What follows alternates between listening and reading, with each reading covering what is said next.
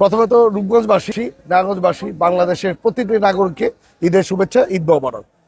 আসলে বিগত দেড় যুগ পর আমরা বিএনপির যারা যারা করি তারা, আমি বলবো হলো আমাদের দেশ নায়ক তারেক রহমান সহ 19 বছর পরে এই দেশে এসে ঈদ করতে পারছে। বাংলাদেশের ম্যাক্সিমাম নাগরিক, আমি যেই ঈদের যেই সমস্যাটা ছিল, যে ঈদের দিনে মানুষ আনন্দের সাথে ঈদ করতে পারেনি, ঈদের মধ্যে বিএনপির প্রতিটি নেতাকর্মী আমি মামলায় জর্জরিত ছিল, তারা তারা তাদের পরিবারের সাথে ঈদটা করতে পারে। আজকে তাদের মুখে যখন হাসি দেখছি, তারা যখন তাদের পরিবারের সাথে ঈদ করছে, এটা দেখেই আসলে আমরা মুগ্ধ। আমরা বলতে পারি যে এতদিন পরে বাংলাদেশের মানুষজন, বাংলাদেশের নাগরিক, তারা মন খুলে ঈদ করছে। এর জন্য আমি প্রতিটি মানুষকে, বাংলাদেশে যারা জুলাই যোদ্ধা আছেন, যারা এই আন্দোলন করে যাদের প্রাণ হারিয়েছে, তাদেরকে সকলকে যাতে আল্লাহ বেহেশত নসিব করে।